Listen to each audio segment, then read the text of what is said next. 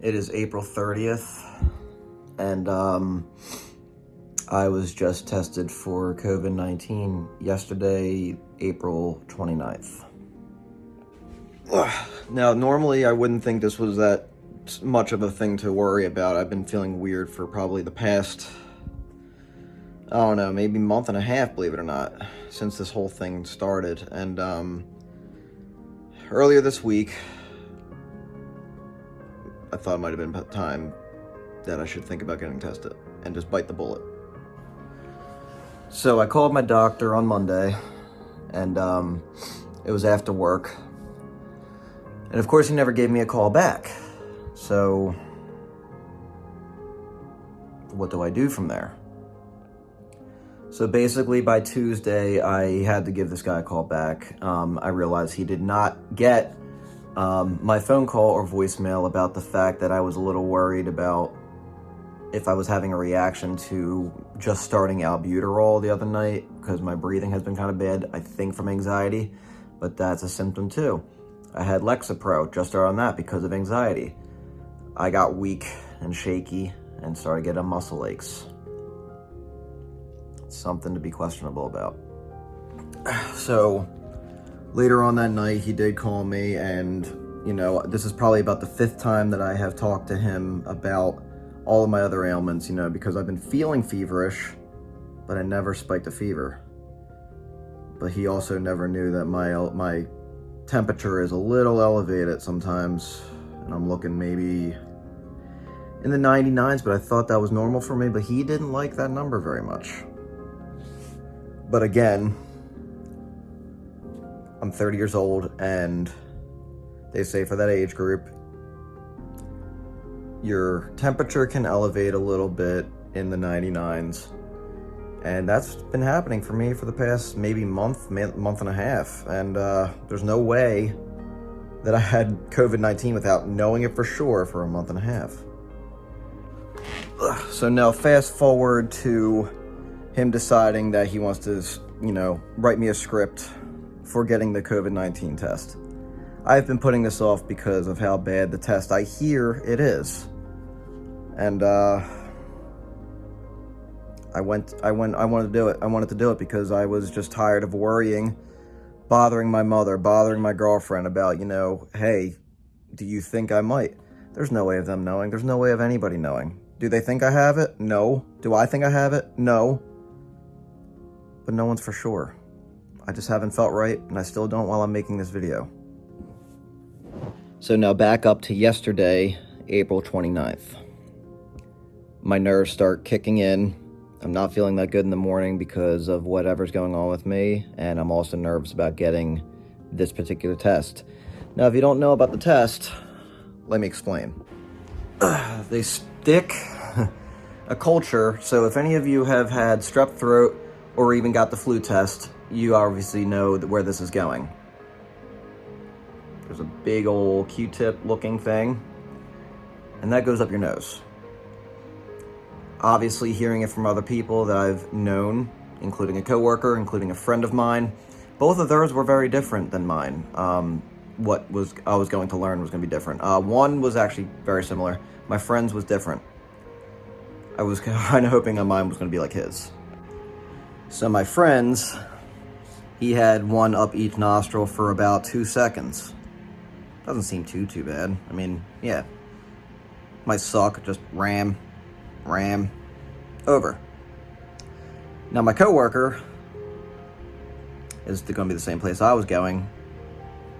She had hers up one nostril for 30 seconds.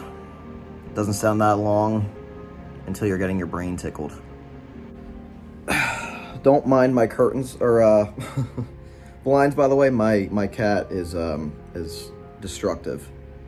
So anyway, that was going to learn to be how my test was going to be. Up the nostril for 30 seconds. It was awful. I can't deny it. Cannot deny that at all. But I got through it. Everyone can get through it. But I will be happy if I never have to do that again. So I pull into the line, And it's kind of, it's intimidating because you pull in and there's a guard that asks for your ID and you put it up to the window, and then he tells you to pull ahead. Now when he tells you to pull ahead, you park in one of the 3 spots that are designated, and the guy there points at this big old sign and tells you to call this number to let them know you're there. So you call the number, say you're there, you confirm, your insurance and yada yada, and then you just wait. I only waited about 2 minutes, 5 at the most. Woman comes up and she's holding up a sign and tells me to, provide my driver's license again. So I put it against the window, and then she tells me to come ahead. Now the nerves really start kicking in. So I start pulling up, and mind you, the woman had put my vial in a little plastic baggie on my windshield. And I pull up, and here comes the scary part, is when you see the tester all hazmated up and treating you like you have it, whether you do or not. You should be treating everybody like you do, but I mean, they figure you're coming there. There's a very good chance you have it. So I pull up, and the fun begins. Now, this woman was so nice and so humble and everything that it made it hard to be as nervous as I was anymore, despite I knew what was coming, because she was so nice, saying, "You must really like the color orange," because I was wearing an orange hat and an orange mask, and my car is orange. So it was just nice that, she was trying to make it more comfortable for me, and she was showing that she wasn't scared, and which was nice because that made me less scared. Every person like that should have an attitude, whether they are or not. And I expressed that I was anxious, and she said, it's a weird time. It's okay to be, and she explained, this is going to be a 30-second test up the nostril, and I thought, oh boy, here it comes. So she went to town, and, it was one of those poking around in my nose for 30 seconds, and she counted it out for me so that I could pay attention to the counting. She was like 1, 2, 3, 4, 5, 6. Now, while this is happening, she's back there. I mean, I can feel it behind my eyeball. It's poking around. I could feel burns. I could feel tickling. I could feel discomfort.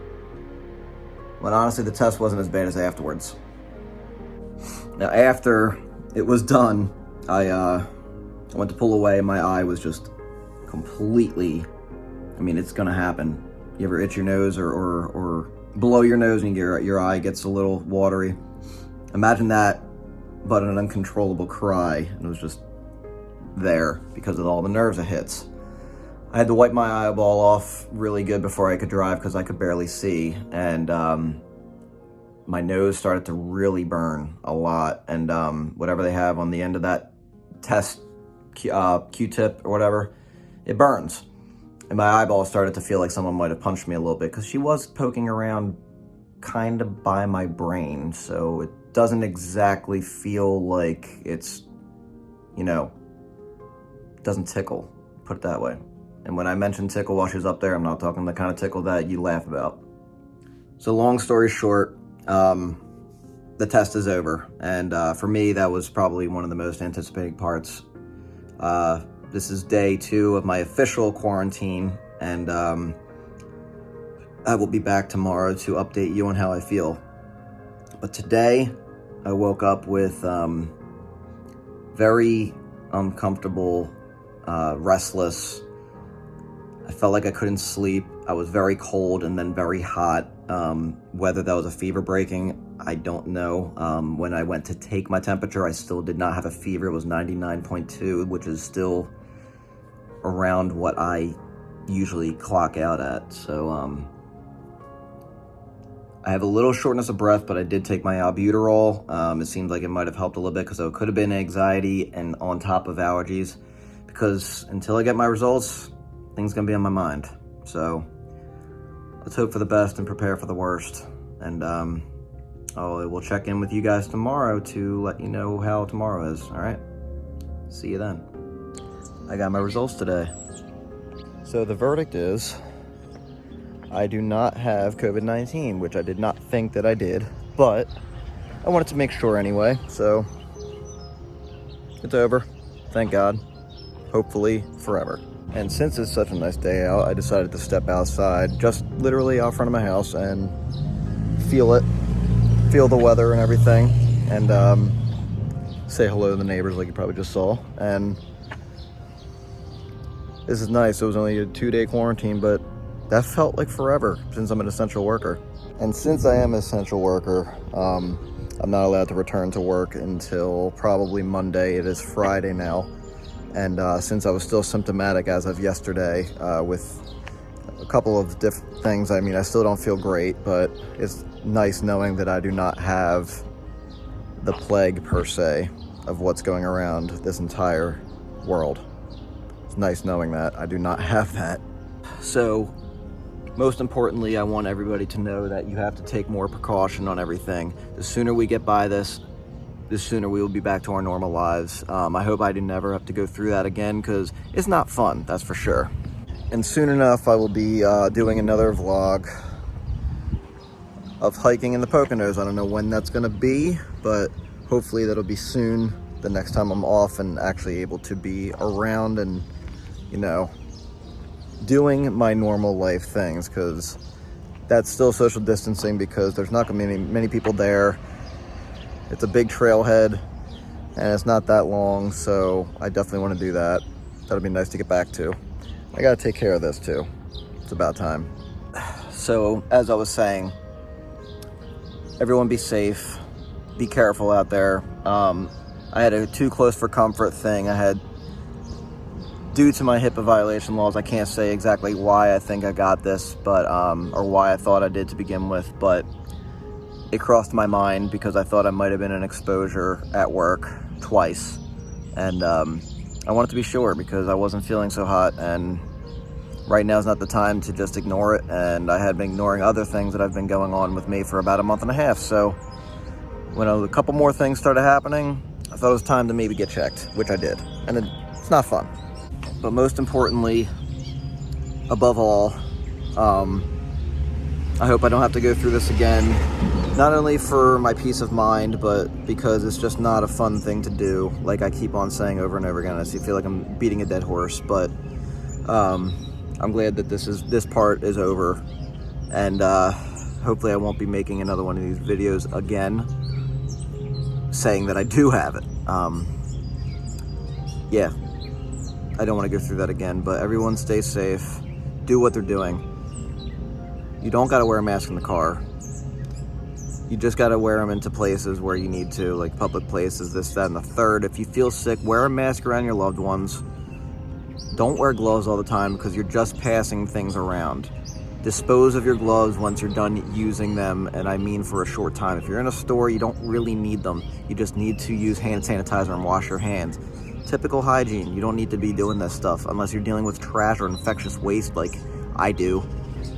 That's the only time you need to, and I still dispose my gloves after every floor that I get something off of. So just take care of yourselves, and let's get through this. We're all in this together. Stay safe, stay healthy. I love you all. Take care.